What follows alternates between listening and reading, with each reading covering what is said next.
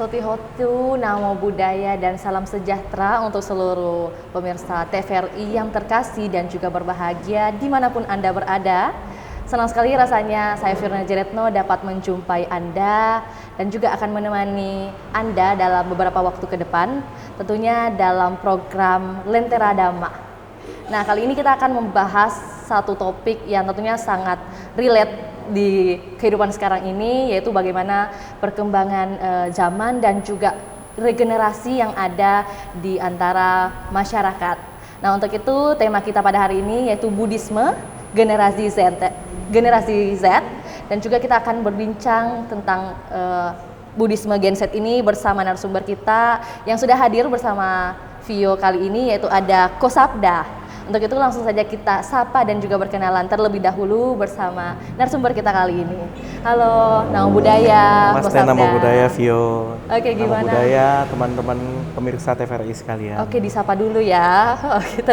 Sebenarnya yang paling penting itu adalah menyapa dulu pemirsa. Iya. Oke. Ya, Gimana paling kabarnya? pertama, ya. Gimana Terima kabarnya, kasih Ko? banyak, Vio. Kabar baik. Masih baik. bertahan. Oke, masih survive ya? Iya, masih bertahan hidup ya. Oke, kalau berbicara tentang bertahan hidup, tentunya pasti ada kesibukan atau aktivitas yang dilakukan oleh Ko Sabda ini dalam kesehariannya, mungkin seperti apa kok?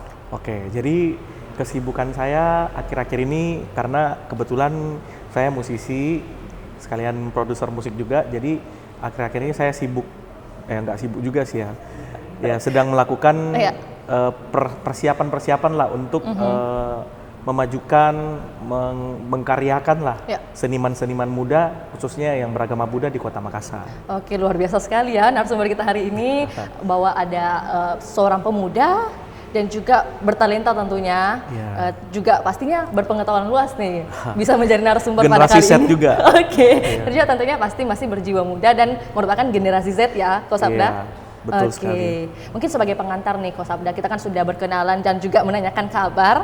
Tentunya pada kesempatan kali ini yang berbahagia kita akan membahas tentang Buddhisme generasi Z khususnya. Nah, mungkin sebagai awalan juga kita bagusnya mungkin menceritakan sejarah, berbicara tentang sejarah dulu nih kok. Mungkin kalau pertanyaan dari sejarah ini, bagaimana sih Buddhisme bisa bertahan kurang lebih 3.000 tahun lamanya hingga saat ini? Lantas juga ada regenerasi yang hadir, itu kalau dari segi pandangan Ko Sabda sendiri melihat fenomena seperti ini bagaimana kok? Oke, baik. Nah, pertama ini karena tentunya saya masih generasi Z dan kayaknya Vio juga ini masih generasi Z. Tentu saja. Jadi kita membahas Dharma, membahas ajaran Buddha hari ini dengan gaya anak muda dong tentunya ya. Siap. Nah, jadi agama Buddha kan kalau kita perhatikan, kalau kita sudah lihat masanya, dia memang sudah hampir 3.000 tahun, kurang lebih hampir 3.000 tahun. Otomatis dalam waktu 3.000 tahun itu banyak sekali perubahan-perubahan, banyak sekali penyesuaian yang yang sudah dihadapi oleh Buddhisme sendiri gitu. Jadi kalau kita lihat penyebaran Buddhisme, tentunya teman-teman sudah tahu ya, Buddhisme itu lahir dari India. Oke. Betul. Dan dalam perjalanannya penyebaran Buddhisme, penyebaran Dharma sendiri itu ke berbagai negara, termasuk ke Asia Tenggara, termasuk ke Indonesia sendiri ya. Tentunya karena perbedaan geografis, perbedaan sosial budaya, kultur dan sebagainya, Buddhisme itu banyak sekali modifikasi yang terjadi gitu. Jadi Buddhisme yang sekarang kita jalankan ya, yang sekarang kita praktekkan, agama Buddha tanda kutip, itu memang sudah mengalami modifikasi dan tentunya berbeda dari yang pertama kali dibabarkan oleh Sang Buddha. Berbeda, iya, tapi esensinya tidak lari. Ya, oke. Ya. Jadi itu yang menjadi satu kunci, esensinya tidak lari. Walaupun ada modifikasi, esensi Dharma itu tidak lari. Oke, betul, nah, betul. Jadi karena banyak sekali perubahan entah itu sosial budaya, entah itu perubahan dari segi peradaban dan sebagainya, itu memang bisa dibilang menjadi satu tantangan, tapi tidak susah bagi Buddhisme. Tidak susah. Kenapa? Karena Buddhisme itu agama yang luas. Ya, bukan agama sih sebenarnya, itu ajaran yang luas sekali. Jadi dia nggak punya dogma yang mengikat, nggak punya dogma yang seperti apa gitu lah. Jadi dia masuk kemanapun bisa, Ya. dia masuk kemanapun bisa, tapi memang tetap ada tantangan-tantangan. Jadi misalnya kalau kita lihat ketika Buddhism masuk ke Tiongkok ya, Ya. itu sekitar tahun 400-an Masehi ya, itu para sangga, anggota sangga, biksu, biku itu nggak boleh pindah patah. Oh, oke. Jadi mereka nggak boleh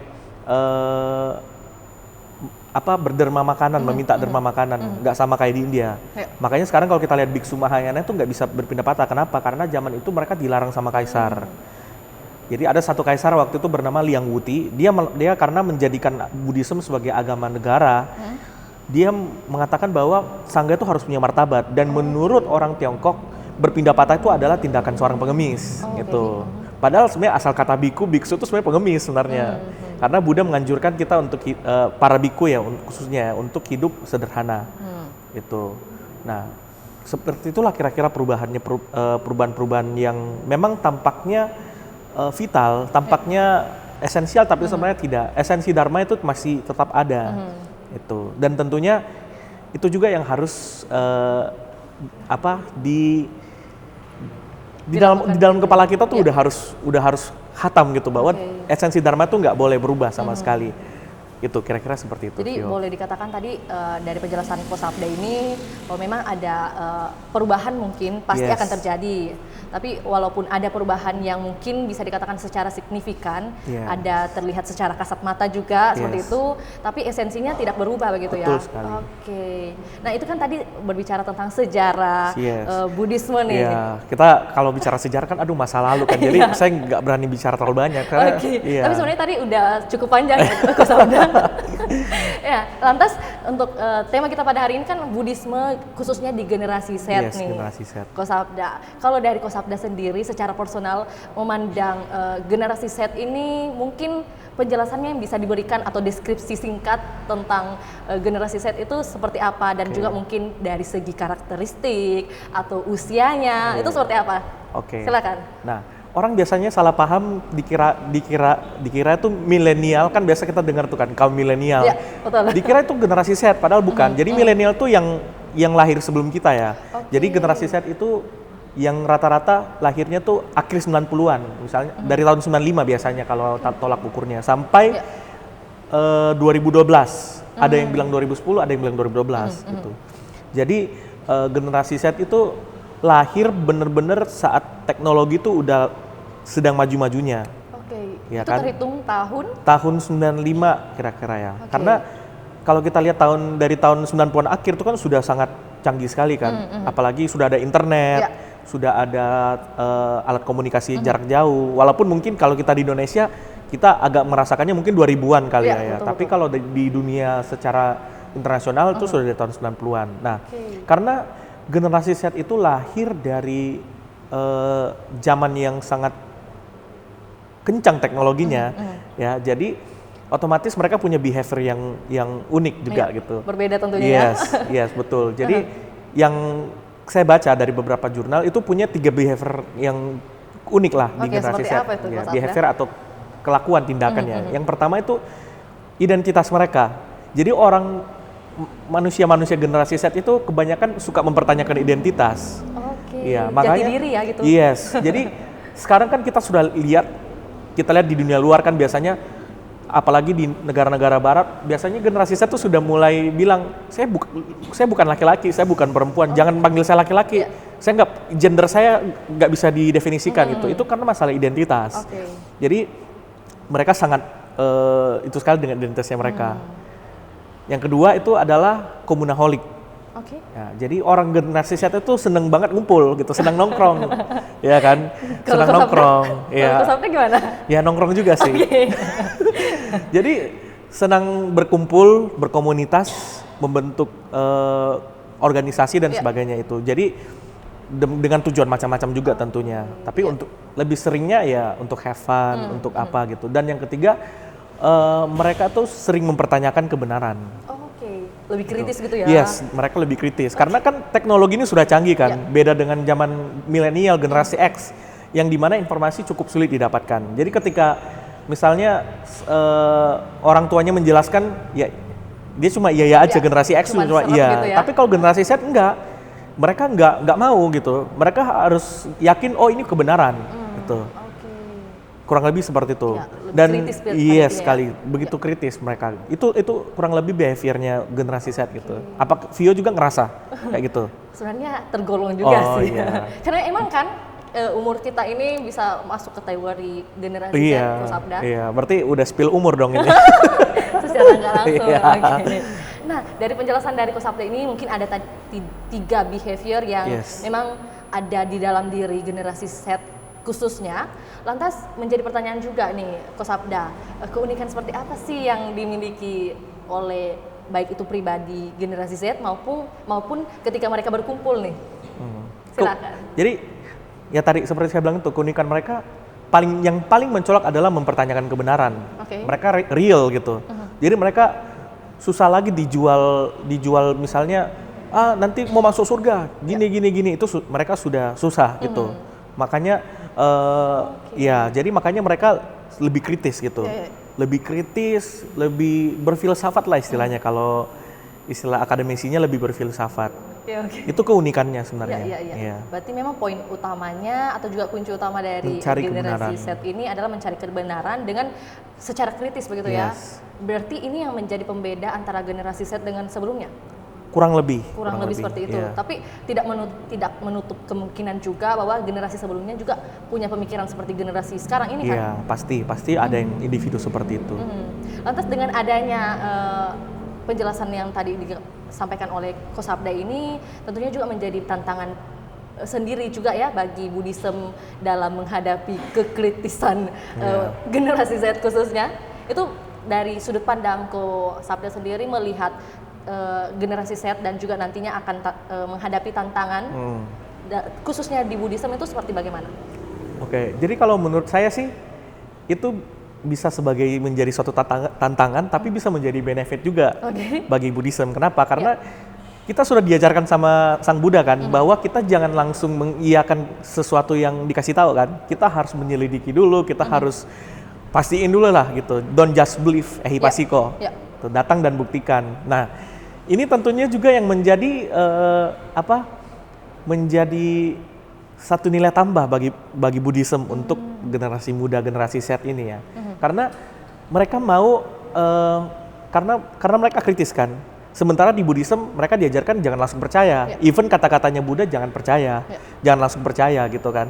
Jadi mereka pasti tentunya kan merasa tertantang. Saya juga pribadi sebagai generasi Z, saya juga sering merasa tertantang sama Buddhism karena di situ Buddhism mengajak kita jangan percaya langsung, benar-benar buktikan dulu, itu kan.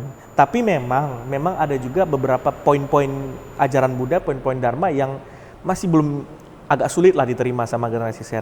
Yaitu seperti saya bilang tadi bahwa kita bisa masuk surga, kita di alam selain alam manusia ada alam dewa, kelahiran kembali, itu memang masih agak sulit masuk di kepalanya generasi Z karena mereka kan dalam tanda kutip realita gitu, realistis ya gitu. Jadi mereka nggak ngambil di situ. Jadi mereka ngambil poin Dharma yang mereka bisa pakai kehidupan sehari-hari. Itu kerennya. Jadi menurut saya bisa masuk juga karena Buddhism juga nggak mengajarkan, nggak memaksa kita untuk ya harus percaya di luar alam manusia itu banyak alam, banyak apa itu karena itu bunga-bunga aja, pengetahuan tambahan aja. Yang paling penting adalah melaksanakan Dharma. Gitu. Mungkin seperti statement atau juga yang disampaikan oleh Kosabda ini bahwa ada janji-janji kamu akan masuk surga seperti itu kan. Ini kan hanya asumsi, masih menjadi asumsi gitu ya kan. Tentunya kita harus mengendalikan diri sendiri untuk menuju ke arah sana gitu ya. Betul. Nah, kalau berbicara tentang menuju ke arah sana, Kosabda, tentunya ini kan berbicara tentang sistem. Nah, kalau dari generasi Z dan juga generasi sebelumnya, bagaimana sih mereka mempraktekkan Dhamma, sistem mereka nih? Apakah ada perbedaan atau juga hampir sama atau gimana? Oke, jadi dari beberapa jurnal yang saya baca dan dari beberapa guru-guru spiritual juga, kebanyakan orang beragama itu punya dua tipe. Yang pertama mereka beragama itu untuk mencari kebahagiaan di kehidupan setelah kematian. Gitu. Jadi mereka pikir, oke, saya harus beragama, saya harus berbuat baik supaya kalau saya mati nanti saya bisa bahagia gitu. Ada bekal begitu Yes, ya? ada bekal gitu. Nah, yang kedua adalah orang-orang yang menggunakan ajaran itu, menggunakan agama itu sebagai pedoman hidup mereka gitu. Jadi mereka nggak peduli nanti setelah mati dia mau kemana, nggak peduli. Tapi mereka berpikir bagaimana hidup saya bisa lebih baik bagi orang lain, bagi diri saya sendiri, bagi lingkungan. Nah, jadi sorry tadi apa? Bagaimana? Apakah ada perbedaan cara Okay. mereka mempraktekkan, khususnya dari Cara generasi Z sebelumnya? mempraktekkan dharma, mempraktekkan ajaran Buddha? Ya tentunya karena tadi mereka kritis, mereka realistis, otomatis mereka agak kurang seneng. Termasuk saya pribadi ya, saya kurang seneng itu melakukan ritual-ritual yang muluk-muluk gitu. Iya betul, itu saya harus akui karena ritual itu kan memang niatnya baik, maknanya sangat indah sekali. Tapi bagi generasi Z, ini yang saya lakukan ritual ini, saya kan bisa lakukan yang lebih mudah. Lebih efisien gitu ya? Lebih efisien. Memang mencari yang ritual. Betul sekali, dan memang karena kurangnya informasi dari generasi X, ya. Jadi ini juga menjadi satu tembok penghalang bagi generasi Z mempraktekkan dharma. Saya pernah ada satu ibu, dia ini orang pintar, generasi X. Dia tuh salah satu cendekiawan, tapi dia nggak paham tentang Buddhism, tapi dia menjalankan ritualnya karena orang tuanya kasih tahu dia kan. Jadi dia menjalankan saja tanpa mengerti maknanya. Ketika anaknya yang masih masuk generasi Z bertanya, mempertanyakan gitu ya? Iya, Ma, ini saya sembayang, saya aturkan persembahan kepada para dewa, kepada Buddha. Ini tujuannya apa sih, Ma? Dan tau nggak jawabannya? Nggak tahu juga, Nak. Jadi, jadi ibunya nggak tahu. Akhirnya si anaknya ini ya karena dia merasa dia di Buddhism saya hanya melakukan ritual kosong, ya udah saya belajar keyakinan lain aja gitu. Jadi inilah menjadi gap antar generasi X dan Z ini soal penyebaran dharma karena kurangnya informasi. Sementara generasi X masih punya mentalitas kebanyakan menurut aja gitu. Apa yang dikatakan sama yang lebih tua oke. Sementara generasi Z nggak mau kayak gitu. Jadi kalau mereka mempraktekkan dharma, mereka harus sure, mereka harus yakin dulu. Dharma ini benar-benar bermanfaat untuk mereka. Jadi itu juga menjadi alasan bahwa ya kayak ini misalnya kita ngobrol tentang dharma kan. Kita ngobrolinnya tentang dharma yang bisa kita pakai di generasi Z karena jujur ya di wihara-wihara ya para romo, para bante berceramah misalnya mari kita berbuat baik, mari kita gini. Mereka generasi Z merasa ya udah kita udah tahu kayak gitu, tapi kita butuh contoh realnya gitu. Contoh realnya gimana mempraktekkan dharma. Apalagi kita nih di kaum yang masih muda banget kan gitu. Muda banget ya. Paling muda. Iya. Jadi apalagi sekarang kan banyak sekali sumber-sumber kan dari YouTube lah, dari mana apalagi setelah pandemi kan itu seminar online, ceramah online yang begitu banyak. Jadi memang akan ada sedikit keunikan lah mempraktekkan dharmanya generasi Z. Jadi mereka lebih praktikal dharma. Dharma yang bisa mereka aplikasikan kehidupan sehari-hari. Jadi bukan sekedar gitu ritual-ritual saja. Tapi bukan berarti ritual itu nggak baik ya. Ritual itu punya makna yang luar biasa. Cuman memang harus ada penyesuaian, harus ada penginformasian makna yang sebenarnya. Betul. Ya. Berarti bisa dikatakan dari penjelasan Kosabda ini tadi kan mengatakan bahwa ritual-ritual itu kan tidak ada salahnya seperti itu kan? Iya, tidak ada salahnya. Lantas menjadi pertanyaan juga nih pastinya buat penonton kita, pemirsa di rumah mungkin, bagaimana sih Kak Kosabda sendiri mempraktikkan dharma khususnya sebagai generasi Z? Apakah memang sudah melupakan tradisi-tradisi atau masih melakukan tapi sudah mengetahui esensinya sendiri? Ya. Gimana? Kalau bagi saya ya, saya karena seorang seniman. Jadi tentunya saya juga senang sama ritual-ritual Buddhism karena ritual Buddhism itu adalah pengejawantahan dari seni, dari budaya, dan itu indah banget itu. Tapi mungkin nggak banyak orang yang berpikir kayak saya.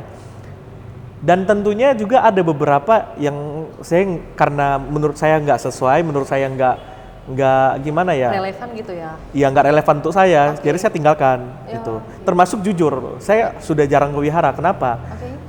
Karena saya merasa bahwa wihara itu adalah tempat adalah tempat kita bermukim, Ya. mempraktekkan dharma ya. Oke. Jadi bukan sebuah keharusan kita datang ke wihara, enggak. Jadi ke wihara kita datang untuk mengkondisikan kita belajar dharma.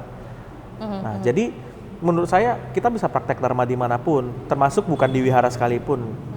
Oke. Nah, jadi saya belajar menggunakan teknologi yang ada, menggunakan sosial media apa yang ada, termasuk penyebaran dharma juga. Karena saya melakukan penyebaran dharma lewat seni, lewat musik, lewat sosial media. Nah, itulah yang saya pakai kira-kira untuk mempraktekkan dharma dan menyebarkan dharma yang saya praktekkan. Karena saya nggak berani mengajarkan dharma yang saya nggak praktekkan. Kalau kita kutip kata-katanya Mahatma Gandhi, jangan ngajarin orang berhenti makan gula kalau diri sendiri masih makan gula. Tuh. Oke, ini kan tadi Ko Sabda agak spill sedikit ya bahwa seorang musisi dan juga kalau bisa dikatakan tentunya juga ada relevan juga dengan Buddhism, bagaimana Ko Sabda mempraktekkan Buddhism itu sendiri dengan menjadi seorang musisi. Nah, tentunya juga ada pertanyaan kok, bagaimana sih pendapat Ko Sabda tentang musik khususnya di Buddhisme, mungkin sebelum kita ke closing statement. Oke. Nah, ini sudah menjadi topik yang hangat lah ini di berbagai tempat lah. Ya. Termasuk musik dan Buddhism. Karena menurut sebagian orang musik itu adalah salah satu alat untuk memanjakan indera. Salah satu alat untuk memanjakan indera. Ya. Kasih tahu ya kalau mau habis waktunya ya. Nah, jadi ketika musik sebagai alat untuk memanjakan indera, ya itu salah. Gitu. Dan menurutku semua hal itu bisa menjadi alat untuk memanjakan indera, termasuk apa? Termasuk sembahyang, termasuk membaca parita, meditasi. Kalau itu kita gunakan untuk memanjakan indera, itu sudah salah, walaupun tampaknya benar. Nah, termasuk musik itu. Jadi kalau musik itu kita pakai sebagai media penyebaran dharma, kita pakai untuk menjadi kedamaian bagi orang lain, membawakan pesan-pesan yang positif, itu tentunya menjadi satu hal yang bagus kan? Berarti ini tergantung niat dan juga maksudnya seperti itu. Betul sekali. Soal itu memanjakan indramu atau enggak, itu dari kamu saja gitu. Bahkan mempraktekkan dharma yang sesuai teks Tripitaka pun, kalau itu membuat indera kita menjadi manja, tetap sama aja. Oke, siap. Luar biasa sekali penjelasan dari Ko Sabda ini. Tapi untuk sebagai closing statement nih, mungkin ada ajakan yang mau disampaikan oleh Ko Sabda terkait Buddhism, khususnya di generasi Z, silakan. Oke. Nah, teman-teman pemirsa TVRI yang di rumah, terutama yang masih generasi Z ya, laksanakanlah dharma, praktekkanlah dharma sesuai dengan zamanmu, ikuti zamanmu, lakukan yang menurutmu positif, tapi jangan sekali-sekali meninggalkan esensi dharma. Nah, bagaimana supaya tidak meninggalkan esensi dharma? Belajarlah ajaran Buddha dengan guru yang kompeten, di media yang kompeten, dan di tempat yang kompeten. Kurang lebih seperti itu. Luar biasa sekali ya. Mari kita bikin applause nih mulia. Sesama generasi Z nih, Ko Sabda. Oke, terima kasih Ko Sabda. Terima kasih banyak, Vio. Agar kiranya mungkin informasi yang walaupun singkat sekali, cukup singkat ya. Pada pembahasan kita hari ini tentunya semoga bermanfaat bagi seluruh pemirsa yang sedang menonton dan juga khususnya generasi Z. Sadu. Oke. Sadu. Akhir kata saya ucapkan Anumodana, Sotihotu, Namo Buddhaya, dan sampai jumpa di segmen selanjutnya. Terima kasih.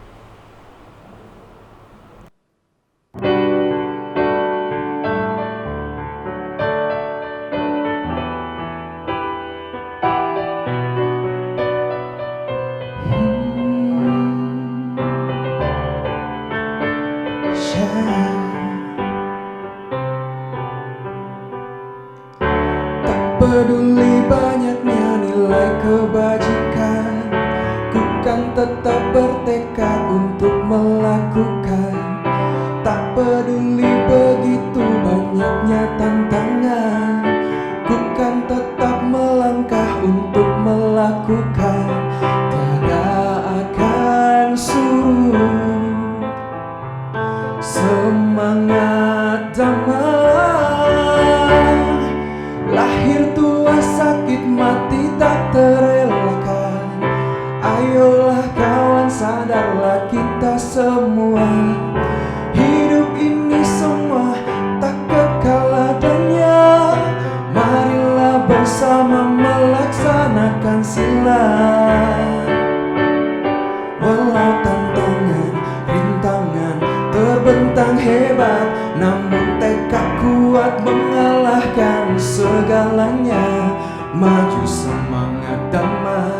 raihlah kawan.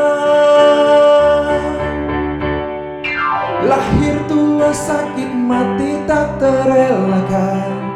Ayolah kawan, sadarlah kita semua, hidup ini semua tak kekal adanya. Marilah bersama melaksanakan sila. Walau tantangan, rintangan terbentang hebat, namun tekad kuat mengalahkan segalanya. Maju semangat damai, raihlah kawan.